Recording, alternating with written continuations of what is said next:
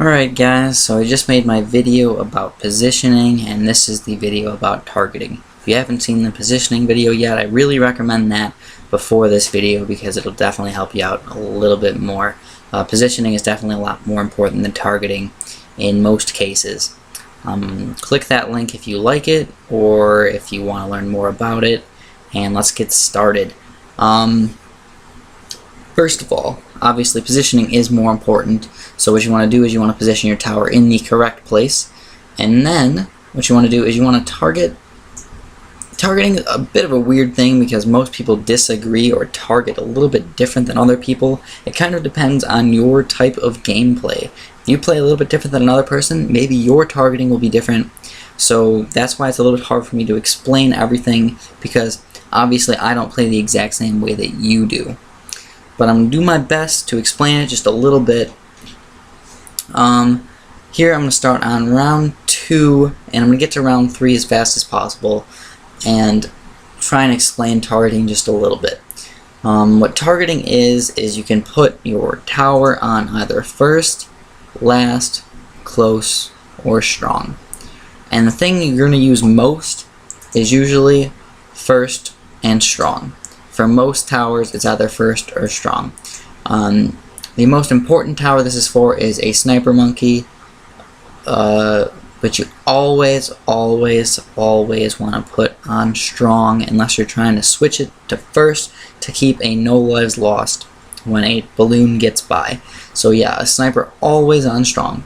When it comes to these guys, these dart monkeys right here, it actually depends quite a bit. If, let's say I have 2 dart monkeys here, and I'm putting them in reasonably good spots, not exactly perfect, but I mean, it'll work for this video. You want one of them to usually be on first, and one of them to usually be on strong. And what happens is, when you put something on strong, it wants to shoot the balloons that are the fastest. So, especially in the first rounds, this matters a lot more. If you put a dart monkey on strong, what happens is the blue balloons that come out will actually pop before the red balloons, which slow them down and give your towers more time to pop them. So that's the main reason why you'd want to put a tower on strong. Let's just check this out really fast. I'm not going to go through and play a bunch of times, but that's usually what you want to do.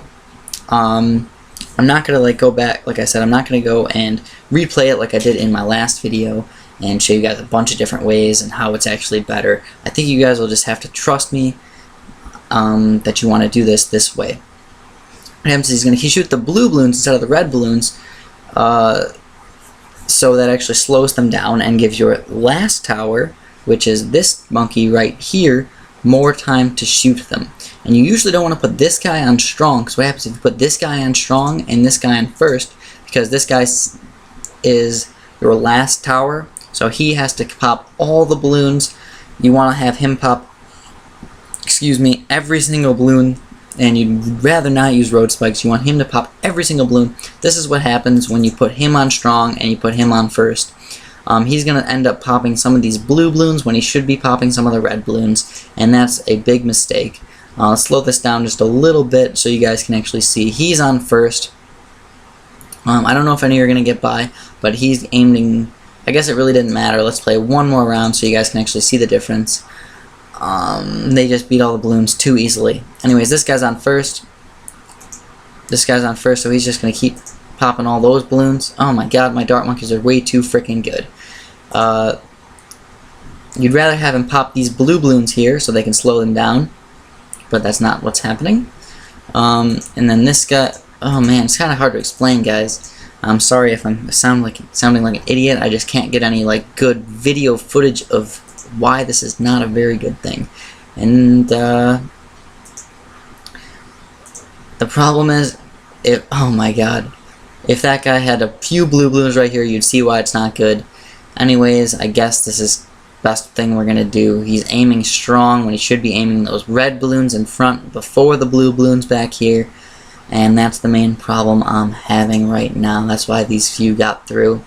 And I wish I could give you a better example of that. It's just not showing up right at this moment. Just trust me on it. Trust me on that. And let's talk a little bit more about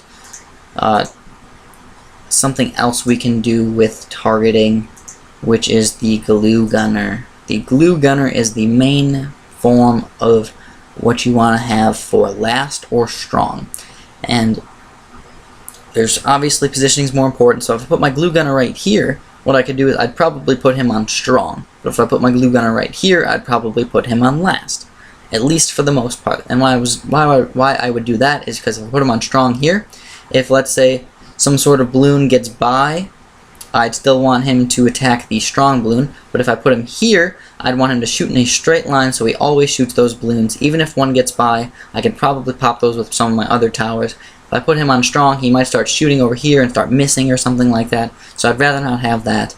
I'd rather put this guy here. I'd put him on strong. And that gives it so he can actually pop all the balloons all the way up through here. Or not really pop, but glue them at least. All the way through there. And he will shoot the ones in front. And the only reason you might not want to put him on strong is because some of your towers, like your dart monkeys or something, might might not pop him the way you want to. So that's just one example. Also, if you put him here, I actually prefer last for the most part. And the reason I prefer last is because it almost glues every single balloon, and you're pretty much not going to miss very much at all. And that's what I'd usually do for my glue gunners. And you guys can obviously see where I place and what I target most of my glue gunners. I usually put them on last, not strong, usually, except when you have certain levels where you have like level 34 or 49, where 34 you have a bunch of yellows with a couple zebras in between, and normally your towers can take those out pretty easily. But what you want to do is you want to switch these guys to strong sometimes, because if you put them on strong, instead of them shooting the yellow ones, they will try and aim the zebra balloons. So that's usually a targeting thing you would want to change during the middle of a round, where for the most part you'd usually keep your glue gunners on last. Like I said, snipers always on strong. And then the only time you really need to watch your targeting is when you come back to the ceramics in a tight game. And what I'm talking about as a tight game is where you have just enough towers to survive and you're trying to farm to the best of your ability, and you just need towers that'll just skate you by while making your economy better. And versus the ceramics, what you usually want to do is switch a lot of your towers to strong if you have something like a glue gunner. If you have a glue gunner, you usually want to put them on strong so they hit the ceramics, but it depends on the level. Like 49, you usually want to keep them on strong for the most part, but usually by then you actually have one of these guys, which is the glue splatter, which means it really doesn't matter too much. You usually want to keep those guys on last. And this is kind of a weird thing. It's kind of something you have to learn about by yourself. I really can't explain it too well, but I'm going to do my best for you guys. And I'm sorry if I sound like a complete idiot or it sounds like I don't know what I'm talking about, because it's hard to explain. And usually when the ceramics come, what you want to do is pop them as soon as possible so you can actually have your glue do the work. What happens is if you glue a ceramic and you don't pop it fast enough, the glue on the ceramic will just go all the way around, and then the ceramic will just go right through and leave the game.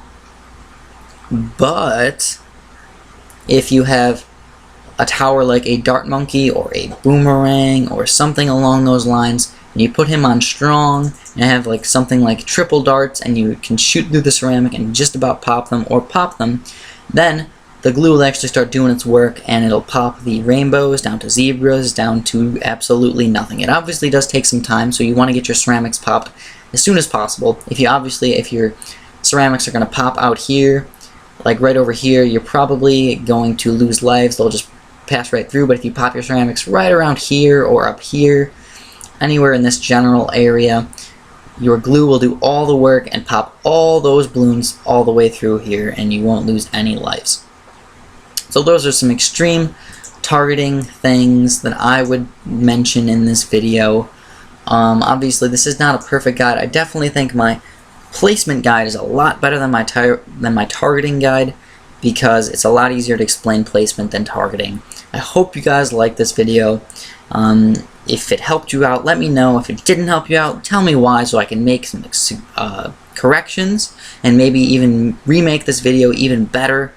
And I would even take this one down if I can make an even better video for you guys. I like my viewers and I want to make you guys happy. So thanks for watching and have an orgasmic, delicious day.